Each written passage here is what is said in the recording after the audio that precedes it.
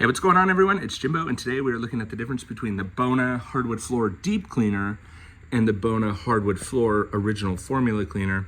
Now, the original formula is a ready-to-use, and things I love about it is it's a residue-free and dries fast, which is great. Also has the green card down there. It is a water-based solution and safe for original hardwood floors, as well as vinyl and stuff like that.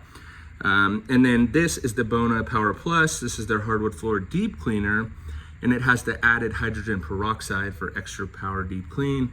It is also residue free, dries fast, and safe for natural wood, which is what I use it on.